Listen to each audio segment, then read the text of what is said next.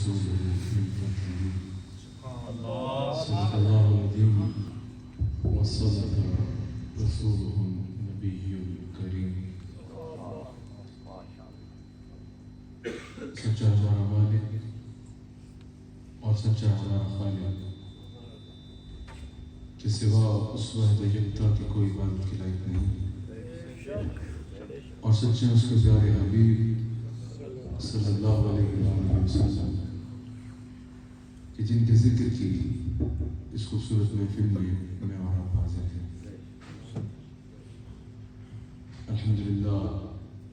میرے شیخ کامل صدارت فرما رہے ہیں. اللہ کریم ہمیں اس کی برکات سے استفادہ کرنے کی توفیق عطا فرمائے. حضور علیہ السلام کے میلاد کا مہینہ ہے. کل 12 ربیع الاول کا عظیم تاریخ انسانیت کا سب سے عظیم دن گزرا ہے. اللہ تعالیٰ ہم سب کو رسول اللہ صلی اللہ علیہ وآلہ وسلم کی کامل محبت عطا فرمائے، کامل اتباع کی توفیق عطا فرمائے، اور اللہ تعالیٰ ہمیں ہر انداز میں کما غلام مصطفیٰ بننے کی توفیق عطا فرمائے. حضور علیہ السلام کی عظمت و شان کو بیان کرنا سارا سال، لیکن بالخصوص اس مہینے میں اہل اسلام کا اور الحمدللہ اہل سنہ و جماعت کا ایک شعار میں شامل ہے کہ جب یہ مہینہ آتا ہے تو لوگوں کی توجہ حضور علیہ السلام کی جانب مزید کرنے کی خاطر، لوگوں کو پھر ایک مرتبہ یہ بات یاد کرانے کی خاطر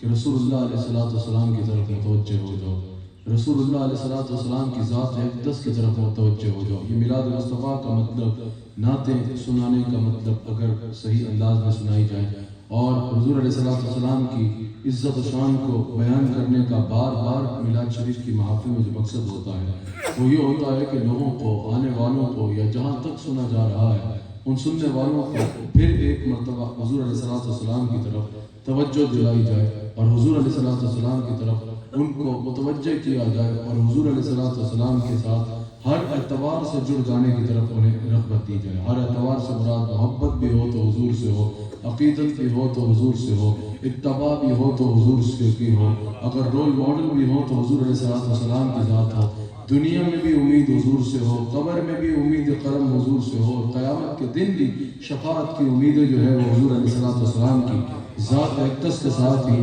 ایک غلام مصطفیٰ کی جو ہے وہ وابستہ ہونی چاہیے. لیکن بات یہ ہے حضور علیہ السلام نے ارشاد فرمایا کہ قیامت کے دن جو میری شفاعت ہے وہ برحق ہے، میری شفاعت برحق ہے. حضور علیہ السلام نے اس کی طرف اپنی امت کو عقیدہ بھی دیا اور تسلی بھی دی کہ یاد رکھنا میری شفاعت برحق ہے، ہونی ہے. لیکن حضور نے فرمایا کہ جو اس پر ایمان نہیں رکھتا وہ اس کا اہل بھی نہیں ہوگا، یعنی وہ اس کا لائق بھی نہیں ہوگا. اس کو شفاعت ملے گی جو دنیا میں حضور علیہ السلام کی شفاعت پر ایمان رکھتا ہوگا. اب بات یہ ہے کہ شفاعت مصطفیٰ جو ہے وہ صرف حضور علیہ السلام کی دعا نہیں ہے کہ حضور علیہ السلام کسی کے لیے دعا کر دیں گے کہ اس کو بخش دیا جائے اور اگر قبول ہو گئی تو بخش دیا جائے گا، یا شفاعت مصطفیٰ صرف اس لیے حضور علیہ السلام کو نہیں ملی کہ اللہ تعالیٰ خود حکم فرما دے گا کہ اس کی بخشش ہوئی ہوئی ہے آپ اس کی طرف اشارہ کر دو تو حضور اس کی آلریڈی بخشے ہوئے کی شفاعت کر دیں گے. یہ عقیدہ درست نہیں ہے. حضور علیہ السلام کی جو شفاعت ہے یقیناً اللہ تعالیٰ نے جس کے اوپر کرم فرمائے گا حضور کی شفاعت سے ہو جائے گا، اس میں بھی کوئی شک نہیں. شفاعت حضور علیہ السلام کو اللہ تعالیٰ سے عرض کر کے فرمائیں گے، اس میں بھی کوئی شک نہیں. وہ باتیں بالکل ٹھیک ہے، وہ ہیں، لیکن صرف یہ شفاعت نہیں ہے بلکہ شفاعت یہ ہے کہ جن پر جہنم لازم ہو چکی ہوگی،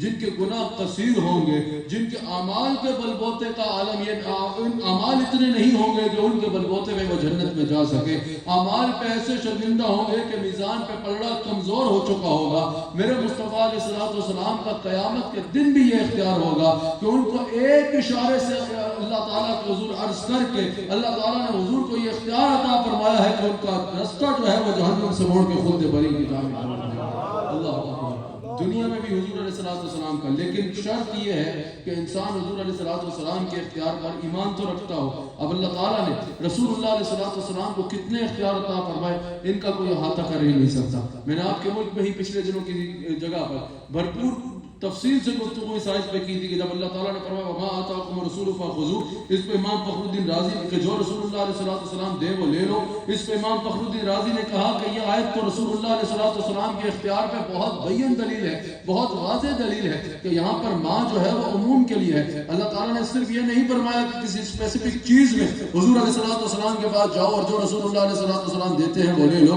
امام فخر الدین رازی کبیر میں کہتے ہیں یہاں ماں عموم کے لیے ہے۔ اس سے پتہ چل رہا کہ جو کچھ رسول اللہ علیہ السلام کی بارگاہ سے ملتا ہے وہ سب کچھ اس میں شامل ہے، یعنی کسی کو کوئی بھی حاجت ہو، عقیدہ یہی ہے کہ دینے والا اللہ ہے، لیکن حدیث بخاری انما انا قاسم واللہ یعطی کو ذہن میں رکھ کے حضور علیہ السلام کی بارگاہ اقدس میں جائے۔ اللہ تعالیٰ نے رسول اللہ علیہ السلام کو اختیارات میں بھی اور خزانوں میں بھی اتنی وسعت عطا کی ہے کہ جو عرض کرنی ہے حضور علیہ السلام سے کرے، پھر جو حضور دے لیں حضور کی عطا سے اپنی جھولی کو بھر لیں۔ یہاں پر حدیث بخاری حضور علیہ السلام نے ارشاد فرمایا، اب اگر کوئی پوچھے نا کہ حضور علیہ السلام سے یہ کیسی بات کر رہے ہیں کہ امید کرم رکھنی ہے کہ حضور عطا فرمائیں گے، حضور علیہ السلام سے مانگنا ہے یا حضور علیہ السلام کو دینے والا مانگنا ہے ماننا ہے، یا حضور علیہ السلام سے جیسا میں نے آپ کو تمہید میں عرض کی کہ ماننا پڑے گا کہ حضور علیہ السلام سے عطا ہوگا جو ہوگا، دنیا کی امیدیں بھی حضور سے وابستہ کرنی ہوگی اور آخرت بھی کی امیدیں بھی جو ہے وہ حضور سے وابستہ کرنی ہوگی۔ یاد رکھیے گا اس عقیدے سے توحید خطرے میں نہیں پڑے گی، کسی کا عقیدہ توحید جو ہے وہ خطرے میں نہیں پڑ جائے گا، بلکہ اس سے کوئی حرج نہیں ہے۔ تو حضور علیہ السلام خود ارشاد فرما رہے ہیں، بخاری میں موجود ہے، حضور علیہ السلام ارشاد فرماتے ہیں